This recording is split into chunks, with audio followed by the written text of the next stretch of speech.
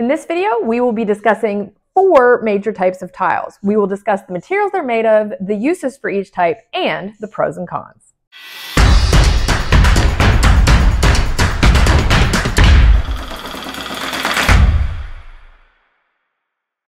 First up, let's talk porcelain. Porcelain is a workhorse of a tile. It is a fired clay product, basically non-porous, really good for wet areas, and has a printed pattern on it or through color. A printed pattern is like this one, where if you were to chip it, you don't see the pattern carry all the way through. Through colors, if you were to chip it, you'd still see the pattern underneath the chip. They come in all different shapes, colors, patterns. You can get geometric patterns, fabric-looking patterns, so many options for porcelain. The pros of porcelain is that it's non-porous, meaning it won't readily absorb water. It's available in every color, texture, pattern that you would want, so you can basically put it anywhere. It's good for floors and walls. Like I said, goes just about anywhere. The cons for porcelain are that they typically cost a little bit more than its ceramic counterpart, which we'll talk about ceramic next, and it's harder to cut. So if you're trying to do a DIY project, you may have a little more issue with that, but for any professional setting, it's a perfectly good choice. Next up is ceramic. I feel like ceramic is the little brother to porcelain. It's also a fired clay product. It's manufactured similarly. It's not quite as dense as porcelain, and it also comes in all different shapes and colors and patterns. It's printed on top, meaning the color doesn't go through, but again, it's a great option for many things. Ceramic can be used on floors and walls, and it's the perfect option for backsplashes and accents in your shower. So the pros and cons for ceramic are actually pretty good. So I would say it's definitely going to be one of your most affordable tile products. It is lighter weight, so it's great for wall applications. It's easier to adhere. There's endless colors, shapes, patterns, textures, you name it, it's available in ceramic. So that's all the wonderful things. It can be used on floors and walls as well. And the only downside to it that I would say the con for this material is that if you're using it in a high traffic area or for a laundry room with heavy appliances, you may want to skip ceramic and go for the big brother porcelain. Next up is marble, or travertine, or any natural stone will fall into this category. It is not man-made, it is God-made, so there's limited availability in what this is.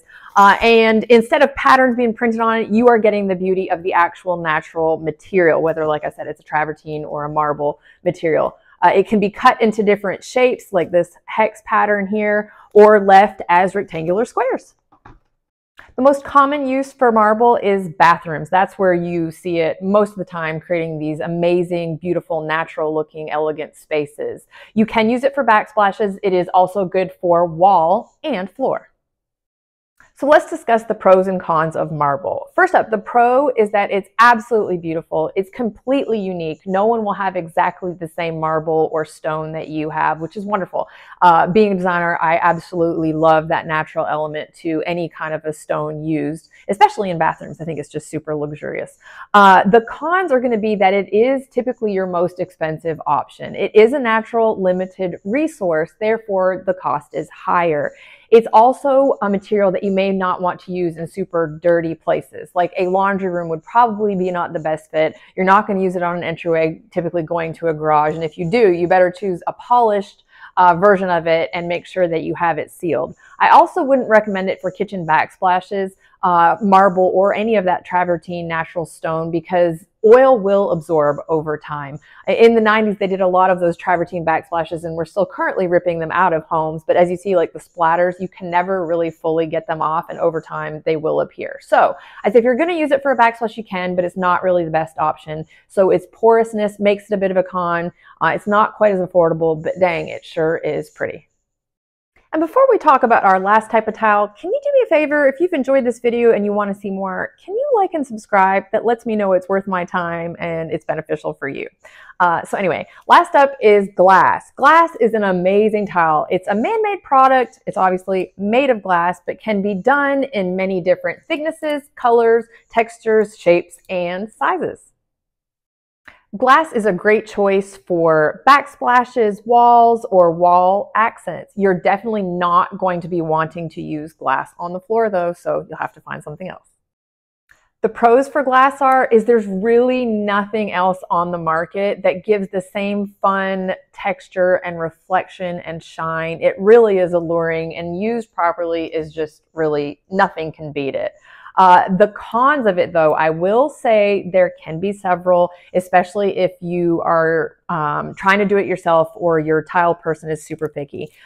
It comes in different thicknesses, so some of the glass tile is super hard to cut. We actually had a sad story this past year where a client, we had this beautiful glass backsplash, but every time we try and cut it to go around an outlet, it would crack, and there was no way to get around it. We tried all different blades, stones, all the different things that you could think of. So we actually had to switch backsplashes. So depending on your usage, you will have to check with your tile installer to see if it's a good fit for the way you want to use it. We have a tile that we just did for shower walls where there was no outlets to cut around, and the whole tile surround was all glass in the shower, and it was just beautifully amazing. So it's a great option, but you have to be careful with the quality and how you're going to cut it. So that's it. Hopefully you enjoyed this little tile tutorial, but I do want to end on this note that quality of tile will vary greatly per manufacturer and vendor. So in all these types of tile, you'll definitely want to do your research, talk to the vendor who you're buying it from, check with your tile guy and see if he approves of the quality for the application that you're using. There's great options in all of these tiles, so definitely choose what you like and enjoy.